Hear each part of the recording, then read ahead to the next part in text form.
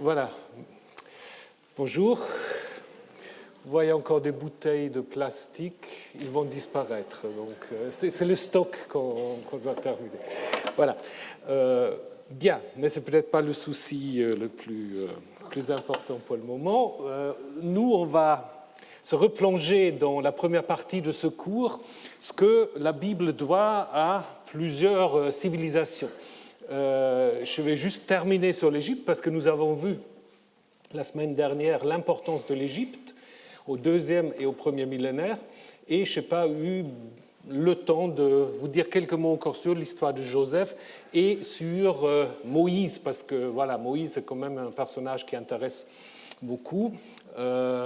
Et si vous prenez en fait l'histoire de Joseph et l'histoire de l'Exode, vous avez deux visions assez différentes de l'Égypte en fait, parce que chez Joseph, comme vous le savez, on peut dire que c'est une sorte de roman de diaspora qui légitime d'une certaine manière la vie en Égypte, parce que, si vous vous souvenez de l'histoire, il y a quelques ans, on a fait un cours sur l'histoire de Joseph. L'idée, c'est quand même que Joseph peut faire carrière en Égypte, même si au début c'est un peu difficile. Il fait venir toute sa famille pour la nourrir, et ça, c'est quelque chose que nous avons vu la semaine dernière, ce qui, en effet, est une réalité qu'en cas de famine, de situation économique difficile, les gens descendent en Égypte. Eh bien, comme je vous ai dit, parfois aussi, les Égyptiens ferment la frontière. Donc, c'est un texte, bon, évidemment, on peut toujours discuter à quel moment il a été écrit, mais je pense quand même que c'est un texte qui a été écrit sans doute à l'époque perse, où il y a une diaspora importante. Donc, il y avait des Judéens et des Israélites dans le delta, et puis sur l'île d'Éléphantine. C'est justement à cause de cela que nous avons connaissance un peu de la manière de vivre de ces Judéens israélites. Il ne faudrait pas encore parler de Juifs à ce moment-là, d'autant plus parce que vous vous souvenez, ils avaient quand même un temple à Éléphantine qui n'était pas très cachère, où il y avait en effet à côté de Yahvé, Anat et troisième divinité, Echem Bethel. Ce qui est intéressant par rapport à l'histoire de Joseph, bon, il y a vraiment beaucoup de choses, mais là vous avez un autre exemple d'une reprise quasi littéraire d'un texte. Je vous ai montré la semaine dernière les parallèles très étroits entre la sagesse d'Amenhotep et une partie du livre des Proverbes. À l'intérieur de l'histoire de Joseph, il y a beaucoup d'allusions à l'Égypte, des noms, etc. Je ne vais pas aller dans le détail, mais juste vous rappeler qu'il y a ce fameux conte de deux frères dont je vous ai déjà parlé. Les deux frères, en fait, qui sont aussi des divinités, Anubis et Batu ou Bata, où il y a en effet une scène de séduction et de dénonciation de la femme qui n'arrive pas à ses buts. Donc aujourd'hui, ce n'est pas très politiquement correct ce qu'on a ici par rapport à la manière dont on présente la femme, parce que tout est la faute de la femme, évidemment, dans cette histoire.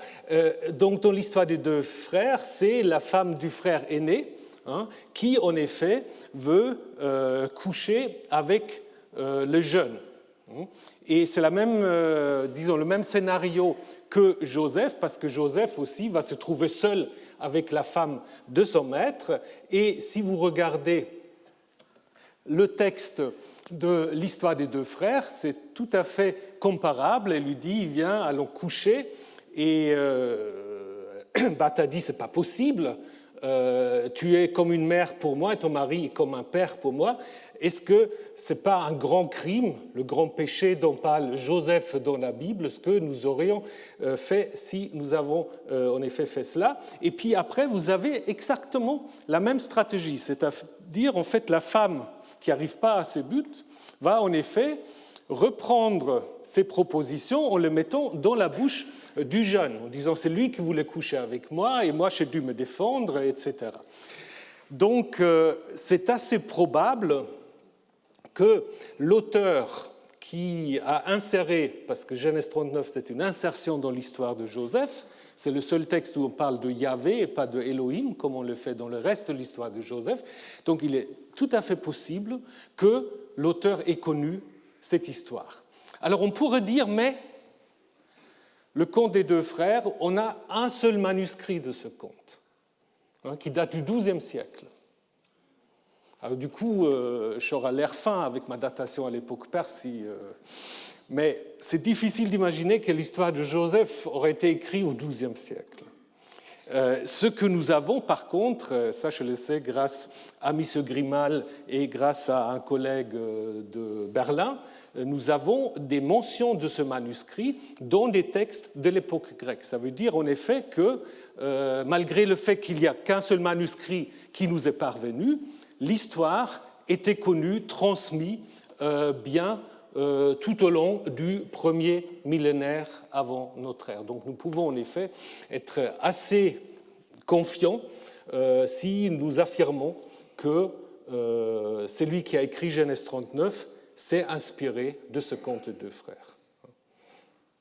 Tout en laissant aussi une certaine ambiguïté, parce que, comme les rabbins l'ont déjà dit, si la femme arrive à attraper le vêtement de Joseph, et Joseph s'enfuit tout nu, comme après dans les évangiles, c'est qu'il était quand même très proche déjà de la femme. Mais ça, c'est une autre histoire. Nous n'allons pas aller dans ces détails-là. C'était juste pour vous montrer, en effet, que là, on a en effet une vision de l'Égypte aussi, avec les dangers, mais dans l'ensemble, l'histoire de Joseph est en effet une référence identitaire pour la diaspora. Je vous rappelle simplement que Joseph devient vizir, chancelier du pharaon. Il va épouser la fille d'un grand prêtre égyptien qui porte un nom théophore lié à la déesse Naït. Et selon l'histoire de Joseph, mais c'est le seul texte dans toute la Bible où on dit que deux des tribus, Éphraïm et Manassé, en fait, ils sont à moitié égyptiens. Trouvez ça nulle part. Si vous prenez les chroniques, etc., on ne va jamais vous dire que leur mère était une Égyptienne. Et puis, il y a aussi dans l'histoire de Joseph une théologie libérale, entre guillemets. On parle toujours d'Élohim. Il n'y a aucun problème lorsque Pharaon, qui raconte ses rêves, et Joseph qui les interprète, dit « c'est Dieu qui me fait passer un message que je ne comprends pas ». Joseph dit, c'est Dieu qui veut te faire savoir ceci et cela. Donc, il parle de Dieu sans qu'ils aient des problèmes de communication. Alors que, si vous vous souvenez de l'histoire de l'Exode, lorsque Moïse vient et demande au Pharaon, Yahvé, notre Dieu, veut que nous allons lui rendre un culte, qu'est-ce qu'il dit le Pharaon ? Il dit, mais qui c'est ce Yahvé ? Je ne connais pas. Jamais entendu parler, donc il n'y a pas acceptation théologique du Dieu des Hébreux. Et plus tard, justement, il sera dit au chapitre 12, Yahvé va en effet juger l'Égypte et toutes ses divinités. Donc là, il y a le choc des dieux, il y a le conflit, la confrontation, alors que dans l'histoire de Joseph, ça se passe très bien. D'ailleurs, si vous lisez attentivement l'histoire de Joseph, vous verrez que tout ce qui est dit par rapport à Dieu, et ça c'est très intéressant, c'est jamais le narrateur qui le dit, c'est toujours les personnages. Les frères, quand Joseph les fait emprisonner parce qu'il prétend qu'ils sont des espions, les frères, c'est les frères qui disent c'est Dieu qui nous punit parce que nous avons jadis fait du mal à notre frère. Et à la fin, lorsqu'il y a la réconciliation, Joseph va dire, vous avez voulu faire du mal, mais Dieu a voulu faire du bien. Mais c'est toujours dans la bouche des protagonistes. C'est jamais quelqu'un qui sait ce que Dieu veut. Donc vous pouvez faire confiance à Joseph, ou vous pouvez dire, c'est son interprétation de l'histoire. Donc vous pouvez lire l'histoire comme une histoire totalement profane. D'une manière, ça peut se comparer à l'histoire de Esther, seulement Esther, dans le texte hébreu, Dieu n'intervient même pas du tout. Mais voilà une manière très très différente d'imaginer la situation en Égypte si on compare avec l'Exode. Parce que dans l'Exode, qui est en effet le mythe fondateur de la Bible hébraïque, du Pentateuque, Dieu est omniprésent et le narrateur sait que Dieu entend les souffrances de son peuple, Dieu intervient, Dieu parle à Moïse, donc nous le savons par le narrateur. Alors que dans l'histoire de Joseph, pas du tout. Je ne vais pas maintenant m'étendre sur l'Exode, parce que vous connaissez bien, on a fait plusieurs cours un peu sur ces questions, vous connaissez les fondements possibles du mythe, des changements à partir du deuxième millénaire où l'Égypte se retire, on a parlé des Apirou, on a parlé des Chassous, donc tout ça, je laisse ça de côté pour dire juste encore quelques mots sur Moïse l'Égyptien. Parce que ça, c'est très intéressant aussi si nous nous intéressons aux relations entre l'Égypte et le Levant. Moïse, il a un problème d'identité. Est-ce qu'il est hébreu ou est-ce qu'il est égyptien?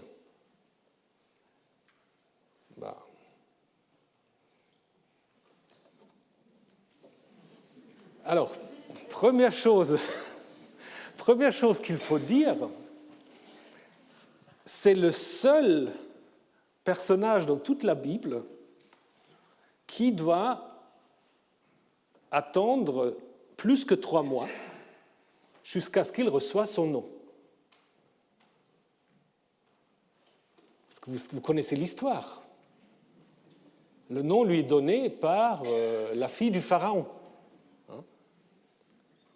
Donc, dans tous les autres récits de naissance, c'est tout de suite la mère ou le père qui donne un nom en lien avec la situation de la naissance ou en lien avec la situation de la personne qui donne le nom.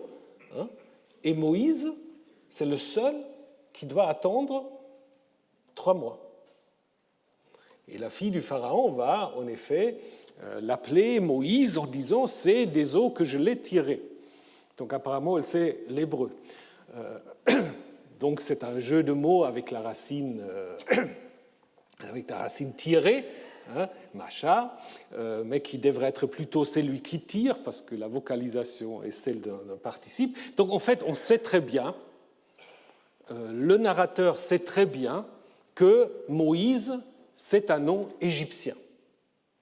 Et c'est pour cela, en effet, il faut attendre jusqu'à ce que la fille du Pharaon puisse donner son nom. Donc on sait que c'est un nom égyptien, donc ça ne peut pas être sa mère qui donne le nom.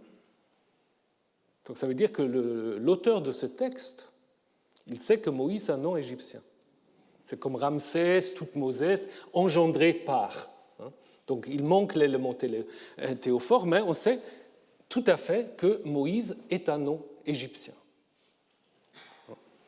D'ailleurs, avant qu'il reçoive son nom, on l'appelle comment en hébreu? On l'appelle Yeled.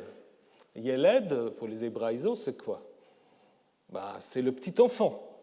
C'est la racine Yod Lamed Dalet qui correspond en fait à la racine égyptienne pour enfanter, engendrer.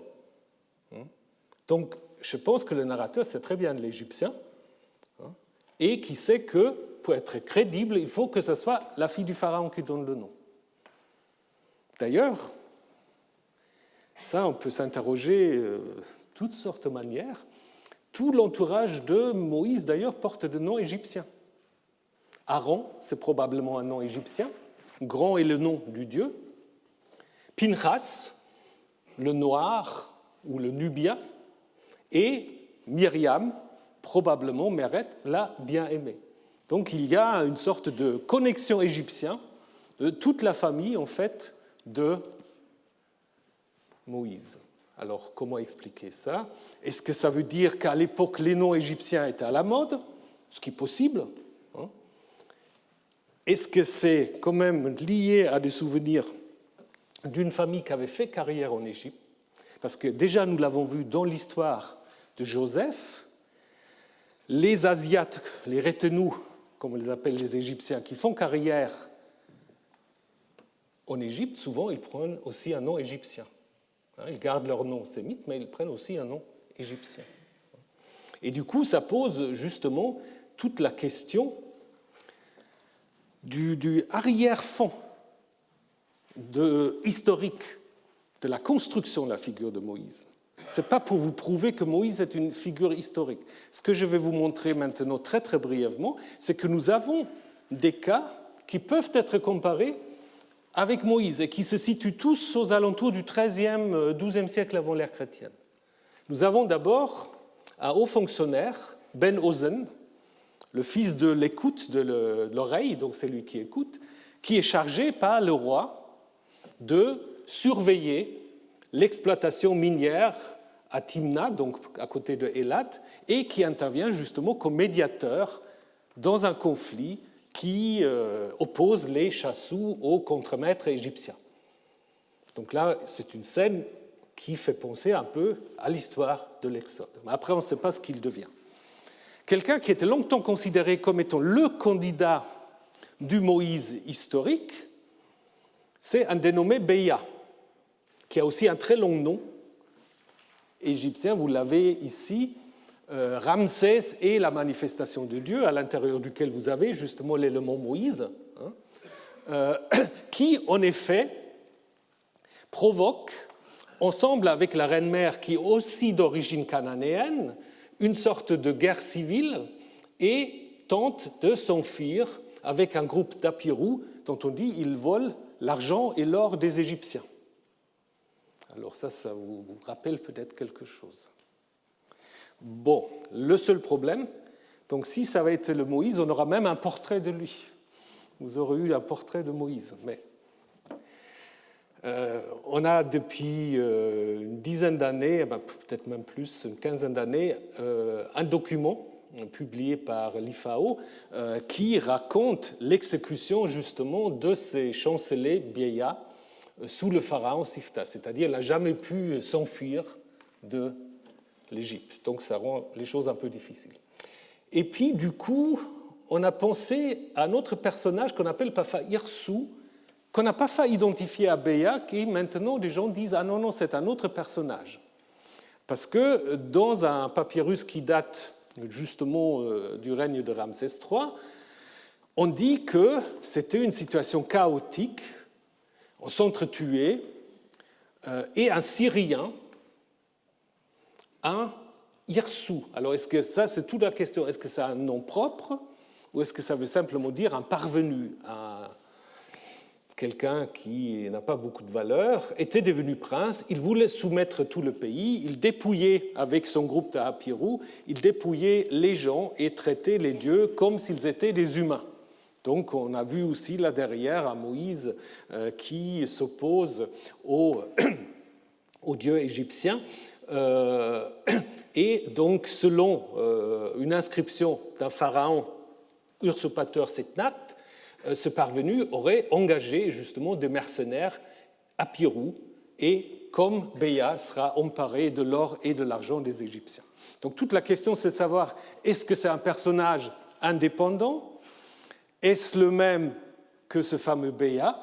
Toujours est-il que derrière ce type de personnage, vous avez en quelque sorte le matériau à partir duquel on a construit le personnage de Moïse. Je pense qu'il ne faut pas dire que c'est un de ces-là. Peut-être il y en a d'autres qu'on va trouver. Mais ce qui est derrière, ce qui se reflète à la fois dans le roman de Joseph et dans l'histoire de l'Exode, c'est cette idée que vous avez des gens qui viennent du Levant et qui peuvent faire carrière à la cour égyptienne. Parfois ça se passe bien, parfois ça se passe moins bien. Et il faut évidemment aussi que je vous dise encore une chose sur Moïse et Akhenaton, parce que ça c'est aussi un grand classique qui est devenu populaire, vous le savez, à cause de Freud, Sigmund Freud, l'homme Moïse, Moïse et le monothéisme.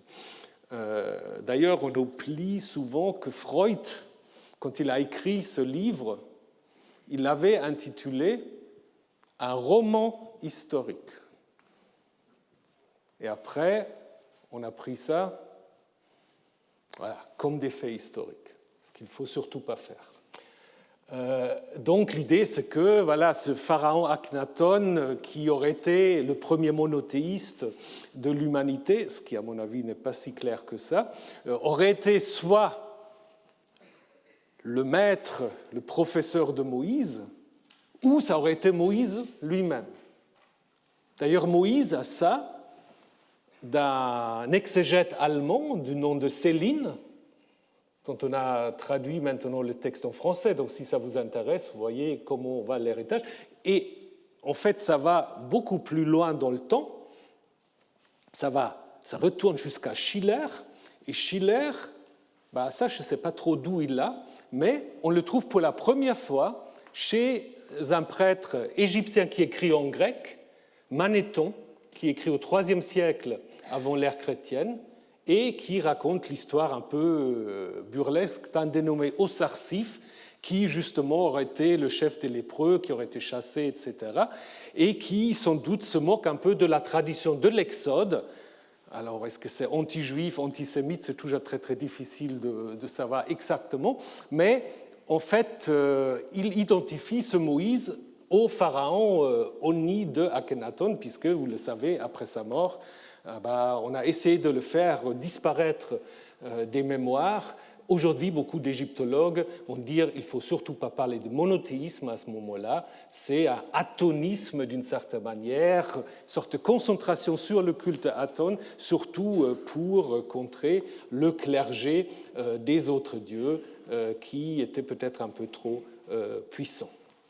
Voilà, donc je vous ai dit, vous avez deux images de l'Égypte, une image plutôt positive. Après, l'Exode va nous construire une image plutôt négative. Mais vers la fin, vous avez des textes très, très étonnants. Donc, l'histoire de Joseph, nous en avons parlé, mais je voulais, pour finir ce parcours sur l'Égypte, vous présenter un oracle qui se trouve dans le livre d'Ésaïe, mais qui date du 4e, voire 3e siècle avant l'ère chrétienne, probablement de l'époque grecque. On dit en effet qu'il y aura un autel de Yahvé au pays d'Égypte. Est-ce que ça fait allusion à l'Éphantine? Est-ce que ça fait allusion à d'autres lieux de culte pour Yahvé? Mais l'idée surtout, c'est vraiment une sorte de happy end, parce qu'en ce jour-là, la Syrie et l'Égypte, que les deux grands ennemis du peuple judéen israélite, vont en effet se réunir ensemble avec Israël, et puis on va dire à la fin, béni soit l'Égypte, mon peuple, donc c'est Yahvé qui appelle l'Égypte mon peuple, la Syrie l'œuvre de mes mains, et Israël mon patrimoine. Donc c'est quand même assez intéressant de retrouver à la fin du parcours aussi chronologique une sorte donc de réhabilitation de l'Égypte, qui du coup n'est plus seulement le point d'où il faut sortir avec l'Exode, mais c'est aussi un point de retour, un symbole de réconciliation. Et évidemment, si vous pensez à l'importance que va prendre, à partir de l'époque hellénistique, la diaspora juive d'Alexandrie ou du delta égyptien, vous pouvez comprendre de tels oracles. Donc, ce n'est pas simplement la sortie d'Égypte quand on parle de l'Égypte dans la Bible hébraïque. Voilà. Maintenant, arrivons à ce qui devrait être le thème aujourd'hui. Après l'Égypte, on va passer au Levant et à la Mésopotamie. Alors, si on passe à la Mésopotamie, au Levant, il faut que je vous rappelle quelque chose que vous connaissez tous et toutes, c'est l'idée du croissant fertile. Ça, c'est très important, idée qui a été en effet inventée par un égyptologue au XIXe siècle, qui disait, en fait, quand on regarde les territoires fertiles, territoires d'eau ou de pluie, territoires aussi de communication, on voit une sorte de... Il faut avoir un peu d'imagination, mais vous avez une sorte de demi-lune quand même, une sorte de croissant qui va de l'Euphrate du Tigre, de l'Iran, l'Irak, jusqu'au Levant, voire jusqu'à l'Égypte. Et c'est vrai que sans ce croissant fertile, vous ne pouvez pas comprendre la Bible. C'est-à-dire, il ne faut pas se concentrer simplement au petit pays de Canaan. Beaucoup de choses qu'on trouve dans la Bible, elles sont venues, on l'a vu pour l'Égypte, mais elles sont aussi venues de l'autre côté, de la Mésopotamie. Et d'ailleurs, c'est très intéressant Très intéressant. Si vous regardez le parcours d'Abraham, le parcours d'Abraham est très, très intéressant. Parce qu'Abraham, il va partir, ou sa famille va partir de Ur-Kasdim. Ensuite, ils vont faire tout le tour jusqu'à arriver à Haran, avant de descendre dans le Levant, pour passer d'abord à Shechem, à Sichem, dans le Negev, dans le sud. Il va même aller en Égypte, vous connaissez l'histoire, jusqu'à ce qu'ensuite il va s'installer à Hébron. Donc ça veut dire quoi? Ça veut dire en fait que Abraham est en quelque sorte la figure qui vous montre que toutes ces terres en fait sont liées. Abraham parcourt l'ensemble du croissant fertile. Ce n'est pas forcément l'Abraham historique, mais là où il s'arrête, c'est où, à l'époque perse, il y a des Judéens, des Israélites, des Juifs, donc aussi en haut de la Syrie, bien sûr dans le pays, et puis évidemment aussi en Égypte. Je vais commencer avec une petite frustration. Quand on regarde nos collègues assyriologues, peut-être il y a des gens qui suivent le cours du professeur Charpin, chaque fois ils vont faire une fouille n'importe où, ils ramassent des tablettes, des tablettes, des tablettes.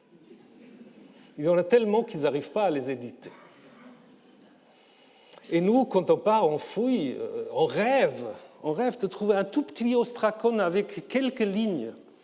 On serait tellement heureux. Puis il y a beaucoup de fouilles, on ne trouve rien. Ou même si on trouve 2-3 lignes, on est déjà très très heureux. Donc, ce n'est pas la même situation qui s'explique de deux manières.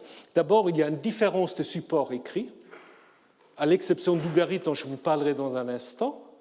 On travaille plutôt avec du parchemin, du papyrus, qui ne se maintient pas très bien.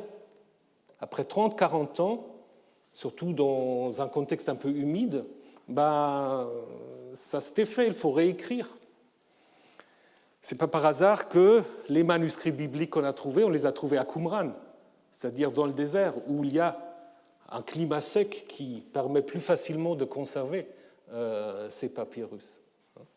Donc, on a beaucoup moins de documents écrits, peut-être aussi parce que les sociétés, les royautés sont beaucoup plus modestes. Ils n'ont pas une infrastructure comparée à l'empire assyrien, babylonien et même des grandes cités-États. Je vous ai parlé dans un instant d'Ougarit. Donc, c'est une grande différence et nous avons, au niveau de ce qu'on appelle les inscriptions monumentales, on n'en a pas beaucoup. Dans le Levant, j'entends. Dans le Levant, on n'a pas grand-chose. Qu'est-ce qu'on a? Connaissez-le peut-être. Connaissez la stèle de Mesha. Heureusement, elle a la stèle de Mesha qui se trouve au Louvre, où vous avez la mention de Yahvé, mention de la maison d'Omri, etc. Mais c'est presque l'exception qui confirme la règle. Nous avons dans le tunnel de Siloué cette inscription des ouvriers, mais qui ne mentionne même pas le roi, qui raconte simplement comment, en fait, le perçage des deux côtés s'est fait. Et puis, si on veut chercher d'autres inscriptions monumentales, il faut aller déjà à la frontière avec la Mésopotamie. Je me donne juste deux exemples qui sont les plus grands, les plus importants. D'abord, les stèles de Sphirée, qui en fait ont été trouvées à quelques kilomètres d'Alap et qui contiennent en fait des traités entre des rois araméens, Mathiel de Arpad et à Bargaya, dont on ne sait pas très bien d'où il vient. Ces traités sont très très proches déjà des traités assyriens. Ça commence avec une introduction, on appelle des dieux à être témoins, des malédictions toujours très importantes, par exemple que pendant 7 ans vous dévore les sauterelles, que 7 ans on dévore les vers, etc., au cas où quelqu'un ne voudrait pas respecter le traité. Puis il y a des rituels qui sont intéressants aussi pour le bibliste, parce qu'on y lit de même qu'est découpé ce veau, qu'ainsi soit découpé Mathiel, donc un des signataires, s'il ne respecte pas le traité. Ça vous fait penser à quoi? Ça vous fait penser à l'histoire, si ça ne vous fait pas penser, vous allez lire ce soir, ça vous fait penser à l'histoire de Genèse, livre de Genèse, chapitre 15, où c'est Abraham qui doit découper toutes sortes d'animaux pour que Yahvé puisse passer à travers ces parties. C'est-à-dire c'est Yahvé lui-même qui s'automaudit au cas où il ne respectera pas le traité.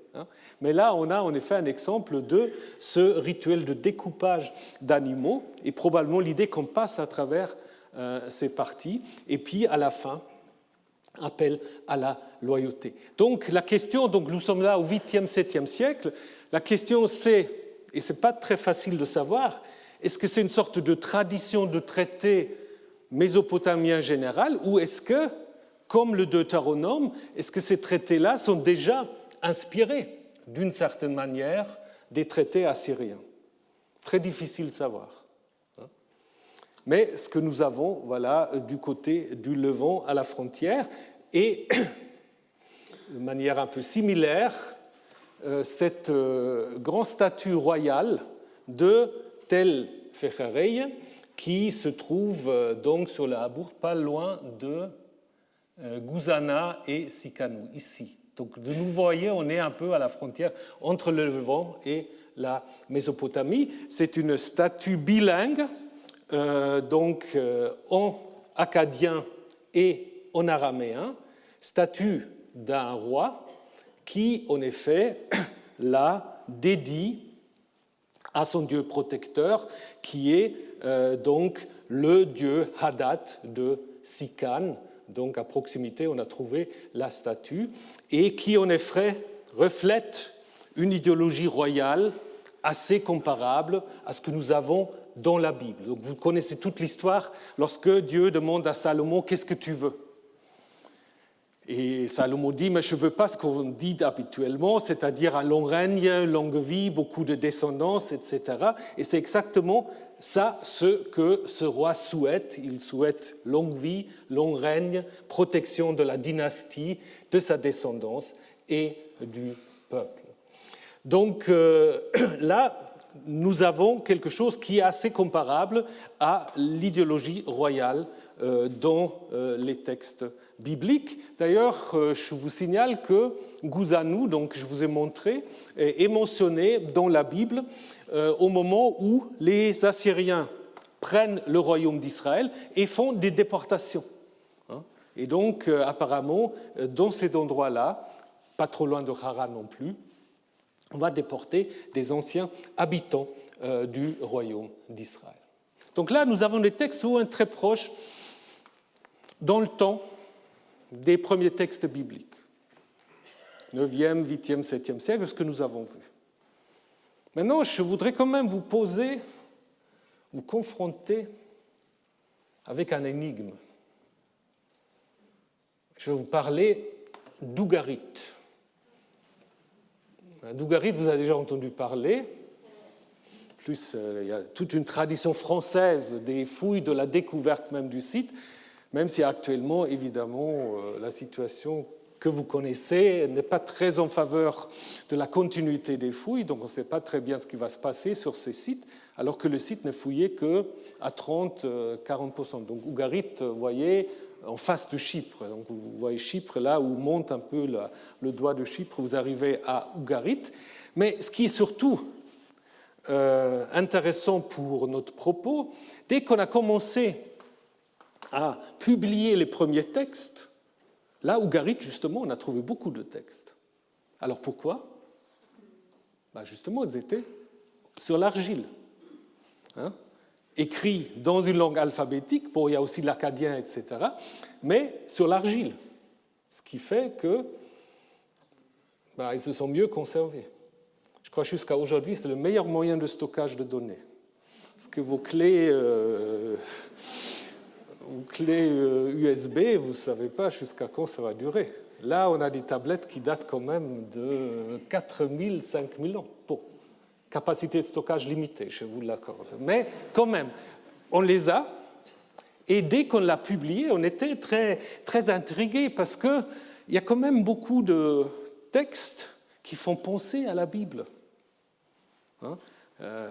L'année dernière, il y avait le professeur Nir qui nous a fait des cours sur Ugarit. Il a parlé aussi du cycle de Kirtu ou Keret, on disait avant, qui n'a pas de descendance, avec des ressemblances quand même un peu à l'histoire des patriarches, notamment à l'histoire d'Abraham. Ce qui a d'abord donné à certains biblistes l'idée qu'on peut faire remonter la Bible au deuxième millénaire, parce que vous savez, Ugarit a été détruit entre 13 et 1200 avant l'ère chrétienne, donc la Bible sera aussi vieille que Ugarit. Donc du coup, le Yaviste qu'on datait Épaphras ou Salomon, c'était un tout jeune, parce qu'il y a déjà des textes au deuxième millénaire. On a même essayé de trouver Yahvé à Ugarit. Il y a un fragment, très très brièvement, je vais vous le présenter, un fragment qui est un texte vraiment très, très bref, où on a Shamu Bani Yahou, donc le nom de mon fils Yahvé. Yahou, Yahvé. Certains ont trouvé là l'idée que, ce qu'on peut trouver aussi derrière le texte de Deutéronome 32, que Yahvé aurait été le fils de Él. Mais c'est le seul texte à Ugarit, et dans la ligne suivante de ce fragment, au lieu de YV, vous avez YM, c'est Yam. Yam qui est très connu, qui est le dieu de la mer. Donc peut-être c'est juste une erreur, et qu'il faut en effet lire Yam, et puis il n'y a plus de Yahvé à Ugarit. Mais du coup, ce qui est derrière ces parallèles, je vais vous en montrer d'autres parallèles, c'est la question un peu de la transmission. Comment on peut imaginer ou comment on peut expliquer les parallèles entre les textes d'Ugarit du deuxième millénaire et les textes bibliques qu'on va mettre par écrit à partir du 9e, 8e, 7e siècle. Comment expliquer cela? C'est très difficile. Au deuxième millénaire, nous l'avons vu, Ugarit, c'était un cité-État prospère, très connu, cité en Égypte, cité par les textes de Marie, avec une infrastructure, avec une administration royale, et Israël ne commence à émerger, c'est une sorte de confédération de clans, n'a pas vraiment de pouvoir politique et surtout pas de traces écrites. Donc on ne peut pas imaginer ça d'une manière, d'une influence directe, ce n'est pas possible. Donc il faut plutôt penser à une sorte de transmission de la longue durée. Malheureusement, on manque un peu les maillons de cette transmission. Je pense que vous avez des concepts qui prennent en effet leur origine au deuxième millénaire, mais qui sont transmis, alors comment, de manière orale, etc., très très difficile à expliquer, mais qui en effet s'expliquent peut-être aussi sur un plan d'histoire des religions par le fait que le Baal d'Ugarit, qui est le dieu le plus important pour les Ugaritains, même si El est le dieu roi, c'est quand même Baal que les gens trouvent intéressant. Et ce Baal, il est très proche, en fait, dans ses fonctions, du Yahvé biblique. Donc, en fait, c'est des frères ennemis. C'est pour cela aussi, dans la Bible, vous avez beaucoup de récits, si vous pensez à l'histoire d'Élie, d'Élisée, des récits de conflits entre Yahvé et Baal, mais vous n'avez jamais de conflits entre Yahvé et El. Il n'y a pas de conflit entre Yahvé et El. On peut les identifier. Mais à l'origine, ça veut dire qu'ils n'avaient pas forcément les mêmes fonctions. Par contre, le Baal d'Ugarit a les mêmes titres et a un peu les mêmes exploits que Yahvé. Par exemple, il s'appelle à Ugarit Baal, c'est lui qui chevauche les nuées. Il faut imaginer qu'avec son char, il chevauche les nuées. Et ça, c'est des titres qu'on trouve aussi pour Yahvé, je ne vais pas les détailler maintenant, dans des textes prophétiques ou poétiques. On parle aussi de l'accès à la royauté de Yahvé. De la même manière, on va parler de l'accès à la royauté de Baal. Je vous prends ici le psaume 47. « acclamé Dieu par des cris de joie. Dieu est monté au milieu des acclamations. Yahvé au son de la trompe et roi sur les nations, assis sur son trône sacré. Et on va dire la même chose sur Baal. Baal monta, il est assis sur le trône de sa royauté, il sera roi. Donc ça veut dire que les deux traditions d'Ougarit et derrière ce psaume parlent d'une ascension de Baal ou de Yahvé à la royauté. Et cette ascension, elle est due à quoi? Elle est due à des exploits, à des combats contre des ennemis. En effet, à Ougarit, il y a une sorte de répartition géographique. En fait, Baal a deux ennemis, qui sont ses frères, mais contre lesquels il faut qu'il se batte tout le temps. Ces deux ennemis, c'est qui? C'est Yamu, qui veut simplement dire en hébreu la mer, qui donc le dieu qui gouverne la mer et les eaux, Mot, Mavet en hébreu, qui est la mort, le monde des morts, le séjour des morts, et Baal, justement, qui règne sur le monde des hommes, sur la terre. C'est une sorte de répartition un peu des dicastères. Baal devient certes le plus important, mais les frères sont toujours là, et il faut toujours un peu les dompter. Et on voit en effet que, avant l'époque perse, Yahvé comme Baal doit aussi s'affronter à d'autres. Il a des compétences limitées qu'il doit partager avec d'autres.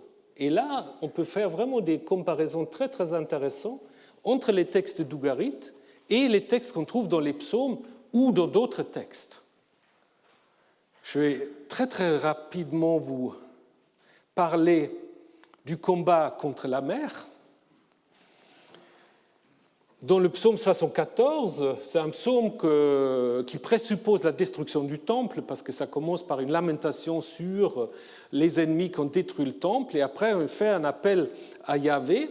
Pour le motiver, on lui rappelle en effet ses exploits antérieurs. Et puis on dit, c'est toi qui as cassé par la force Yam, la mer, tu as brisé la tête du dragon, c'est toi qui as fracassé les têtes du Léviathan. Et de la même manière, en Ésaïe 27, ce jour-là, donc là on va le prendre comme une prédiction, ce jour-là, Yahvé va intervenir contre Léviathan, Léviathan qu'on va appeler le serpent tortueux, le dragon. Et ces mots-là, donc si vous prenez les racines sémitiques, vous les avez tous à Ougarit. En effet, Baal va dire, est-ce que je n'ai pas abattu Yam? N'ai-je pas achevé le fleuve? Eh bien, je vais de nouveau museler le dragon et j'ai abattu le serpent tortueux, l'étirant à ses têtes. C'est exactement la même chose. C'est-à-dire, avant que Baal obtienne son palais, il doit affronter Yam avec toute son armée. Et c'est exactement ce que vous avez derrière le psaume 74. J'aurais pu aussi encore vous citer le psaume 89, parce que c'est exactement la même chose. Donc là, vous avez en fait un reflet d'un combat de Yahvé contre Yam, exactement de la même manière que vous l'avez à Ougarit. En ce qui concerne la mort, Mot, c'est un peu la même chose. À Ougarit, Mot, c'est la personnification de la mort. Il n'apparaît dans aucune liste de sacrifices, peut-être parce qu'on ne voulait pas lui en donner, ou parce que ça reste un peu une question, donc pourquoi on ne lui sacrifie pas. Nergal, qui est un dieu mésopotamien de la mort, de la peste, on lui donne des sacrifices, Mot, apparemment pas. Il est appelé le fort, Chazarou, comme Az en hébreu, et c'est intéressant parce que si vous pensez au cantique des cantiques, on dit justement fort comme mort et amour. Ça veut pas dire que l'amour est plus fort, il est aussi fort que mort. Et ce qui est intéressant pour les hébraïsants, c'est que vous avez là une sorte d'opposition, et les massorètes l'ont vocalisé comme si c'était l'article, mais on pourra aussi simplement imaginer que derrière, vous avez encore un nom propre, hein, fort comme la mort, ou fort comme mort et l'amour. Vous connaissez peut-être ce mythe ougaritique où, en effet, Baal doit descendre dans la gueule de Mot, hein, du dieu de la mort, comme dans la Bible, on doit descendre dans Sheol, dans la fosse, exactement de la même manière. Donc, et la disparition de Baal, on comprend très bien l'idée, lorsque Baal va descendre aux enfers, chez son frère, qu'est-ce qui se passe sur la terre? C'est la sécheresse. Il n'y a plus rien qui se passe.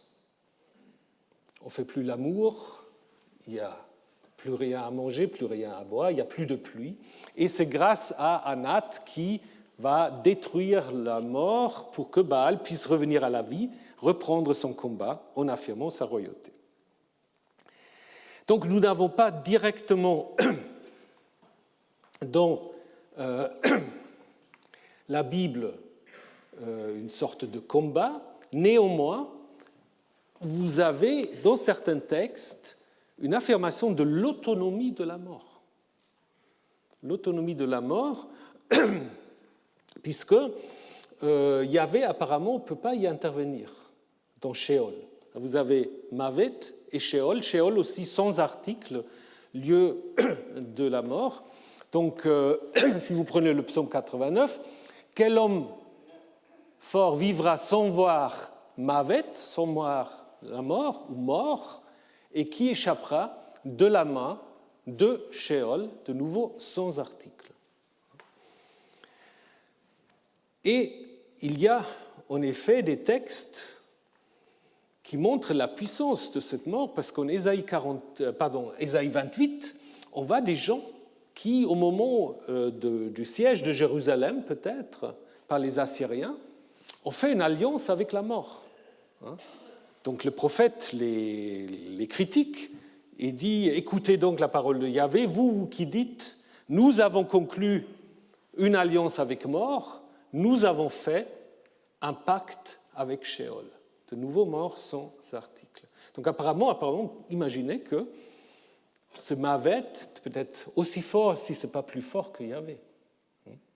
Et vous avez des textes dans les psaumes qui s'adressent à Yahvé peut-être au moment où on est malade. Il dit, mais ne me laisse pas mourir. Parce que si je suis dans Sheol, je ne peux plus te louer. Chez la mort, il n'y a pas de commémoration de toi.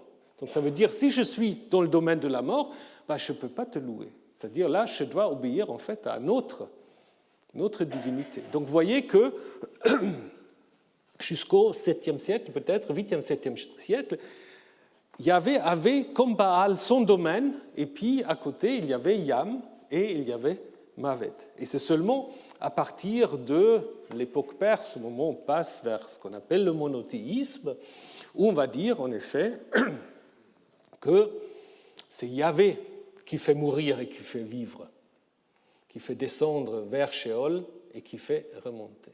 Et ça, c'est une révolution. Là, du coup, on va dire que Yahvé a englouti la mort pour toujours, ce qui est presque une sorte de reprise à l'inverse de ce qu'on trouve à Ougarit. Parce qu'en Ougarit, c'est mort qui engloutit Baal. Et là, on va dire c'est Yahvé qui engloutit la mort pour toujours.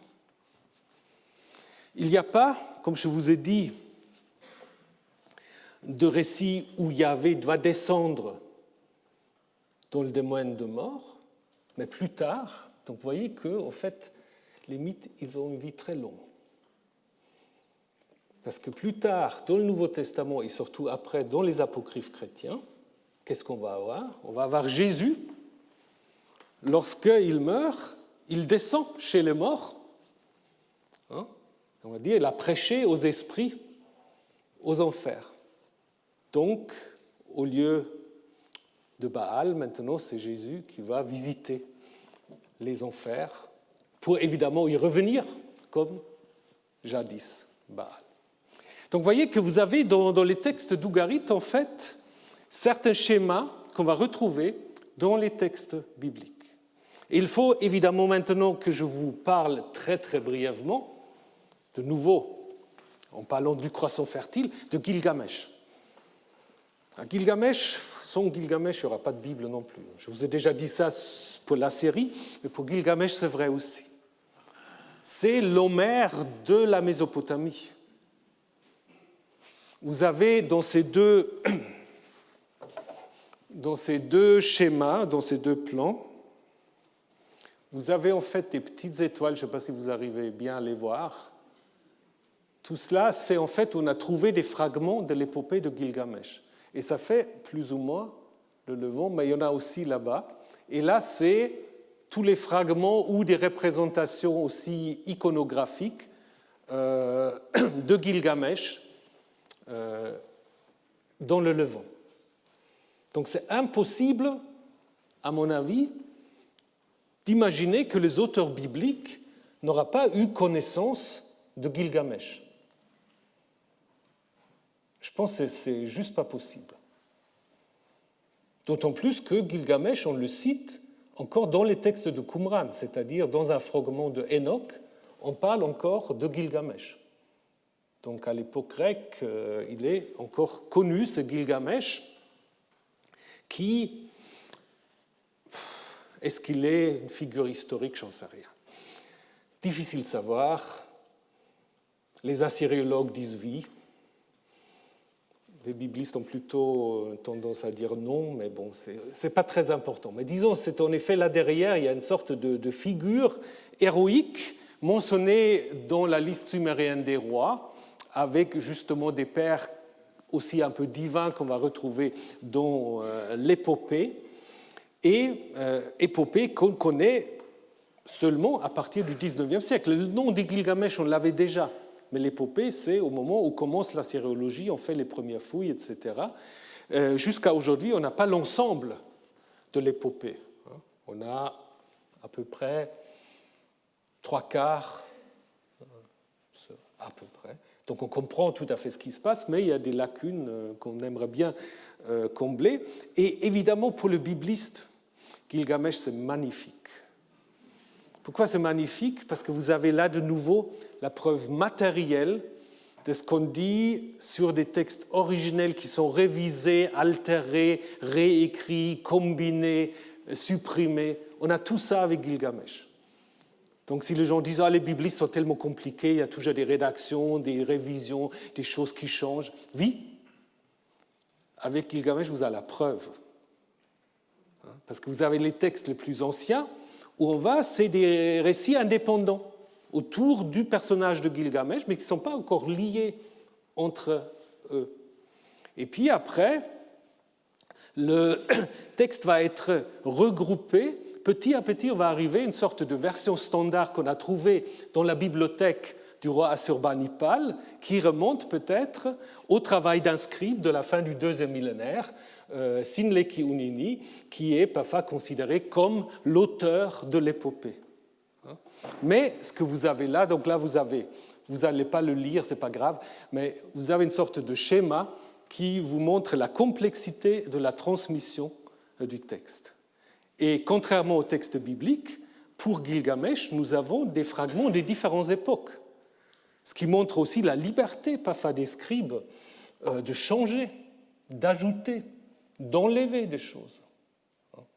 Donc, je vous dis, rien que pour cela, c'est magnifique. Mais c'est magnifique aussi parce que c'est une sorte d'épopée sur la condition humaine, avec des thèmes qu'on va retrouver dans les textes bibliques, pas seulement, mais entre autres. Il y a deux grandes parties pour ceux qui ne l'ont pas encore lu. Je ne sais pas si dans cette salle, il y a des gens qui n'ont pas encore lu Gilgamesh. Je ne vais pas vous demander de vous dénoncer. Il y a des bonnes traductions en français, vous pouvez... Il y a aussi des bandes dessinées, mais je pense qu'il faut commencer par le texte. Donc il y a deux grandes parties. Il y a une première partie, une sorte de saga héroïque, les exploits de Gilgamesh et son ami Enkidu, jusqu'à la mort d'Enkidu. Et cette mort d'Enkidu va en fait ouvrir la deuxième grande partie, qui est une quête de quoi? Une quête de trouver, une quête qui continue jusqu'à aujourd'hui, trouver un remède contre la mort. Ouais. Je pense, peut-être c'est bien qu'on n'a pas trouvé, mais bon, ça c'est une autre question. Et donc, il y a beaucoup de... Je vous montre juste quelques éléments où on peut faire des liens avec, avec le récit biblique. D'abord, la création même de Enkidu. Donc, à l'origine de l'épopée, Gilgamesh est un roi, le roi d'Uruk, qui est un peu sauvage, qui embête en quelque sorte les habitants de Uruk parce que, semble-t-il, a un appétit sexuel un peu démesuré, et puis il prend les filles, il prend les garçons, et puis les habitants se plaignent auprès des dieux, et en disant il faut créer un vis-à-vis à Gilgamesh. Et les dieux vont en effet créer quelqu'un comme lui, à son image, traduit tournée. La mère qui va interpréter des rêves de Gilgamesh va aussi dire que c'est lui qui viendra, ce sera ton vis-à-vis. Donc ça fait quand même penser un peu à des histoires au début de la création du premier homme et de sa question du vis-à-vis. Mais cet Enkidu qui est créé vit d'abord avec les animaux. Il n'est pas civilisé. En fait, il est plus du côté du stade animalier que du stade humain. Et comment devient-il humain? Après avoir l'amour avec une prostituée pendant 7 jours et 7 nuits. Pas mal comme exploit. Mais c'est à ce moment-là, les animaux s'éloignent de lui. Et apparemment, Enkidu passe plutôt du côté des dieux, puisque la fille va lui dire « Tu es bon ou tu es beau, Enkidu, tu es devenu comme un dieu ». Ça vous fait peut-être penser un peu qu'est-ce qui se passe dans le jardin. Une fois qu'ils ont compris qu'ils ont une différence sexuelle, Dieu a peur qu'ils deviennent comme des dieux. C'est un peu comme ici. Comme si la sexualité, la capacité de procréer aussi rapproche des dieux. Et puis, évidemment, il y a tout l'exploit du couple Gilgamesh et Enkidu qu'on peut comparer d'une certaine manière au personnage de David et Jonathan. Parce que c'est une histoire très érotisée. Est-ce que c'est l'amitié, est-ce que c'est l'amour?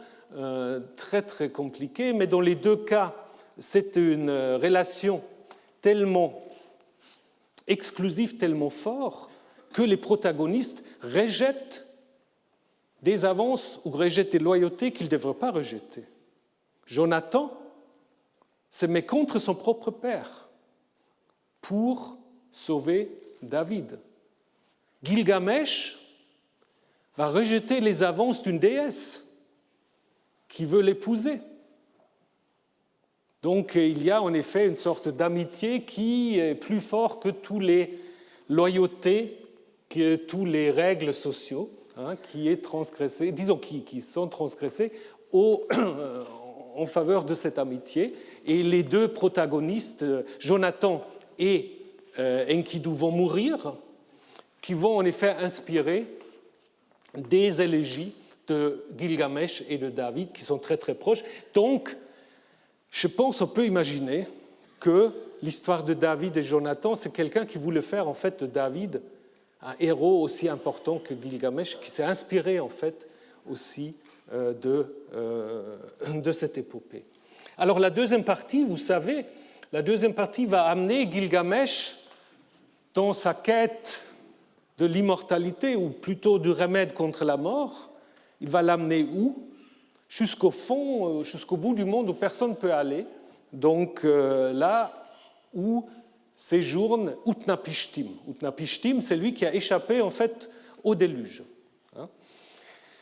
Et donc les dieux lui ont donné l'immortalité. C'est le seul humain qui a obtenu l'immortalité avec sa femme. Parce que tout seul immortel, c'est peut-être pas très bien. Et puis, avant qu'il entame cette quête, il va rencontrer sur la plage ici, la plage de Siduri, une femme un peu mystérieuse. Il y a un bistrot au bout du monde, donc c'est une taverne. Il n'y a pas beaucoup de clients, mais bon. Et Siduri, certains disent, c'est une manifestation de la déesse Ishtar. C'est possible, mais peu importe. Elle va lui donner en fait un conseil. Gilgamesh, pourquoi erres-tu? Tu ne trouveras pas la vie que tu cherches. Lorsque les dieux ont créé l'humanité, ils ont attribué la mort à l'humanité, la vie, ils l'ont gardée pour eux.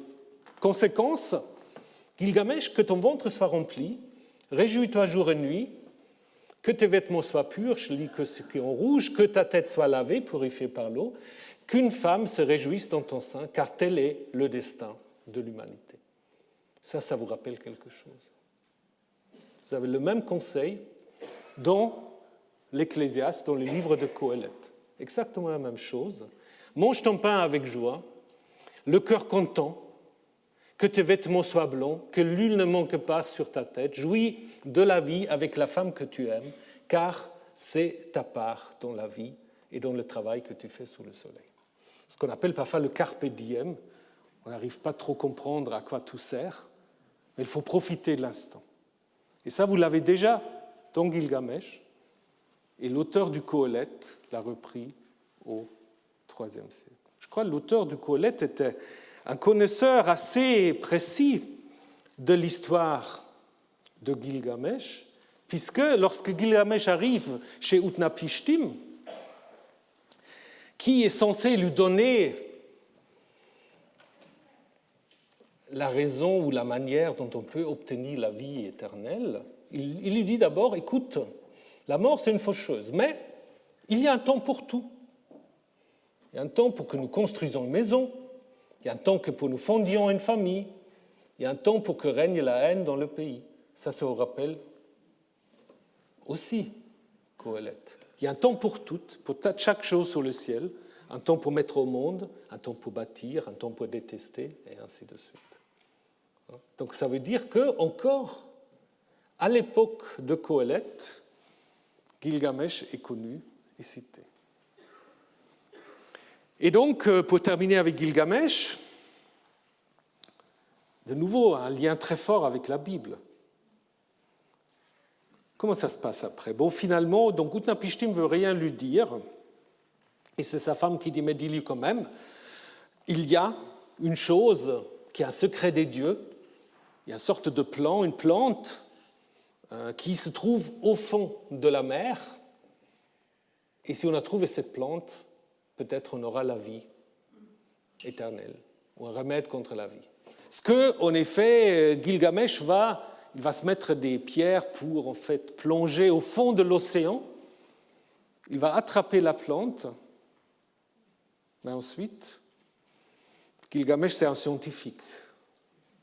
Il va dire, je vais l'amener chez moi, je vais le donner à un vieux, et on va voir ce qui se passe. Donc, il ne la mange pas tout de suite. Donc, mais du coup, ça, c'est la faute, disons la faute, l'erreur. Parce que, évidemment, au moment où il prend un bain, il se repose, et pendant ce temps-là, un serpent flaira le doigt de la plante. Il emporta la plante, alors qu'il repartait, il avait déjà rejeté sa mue. Donc ça, c'est quelque chose, en effet, qui explique pourquoi les serpents muent, mais aussi pourquoi le serpent est un symbole de l'immortalité, parce qu'il peut changer sa peau tout le temps.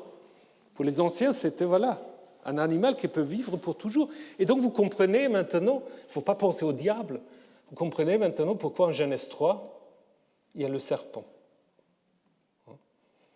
Donc vous avez derrière Gilgamesh plein de thèmes qui reviennent dans la Bible autour de la vie, la mort, le bonheur, la sexualité, avec parfois des expressions très très proches de ce que nous pouvons trouver dans l'épopée de Gilgamesh.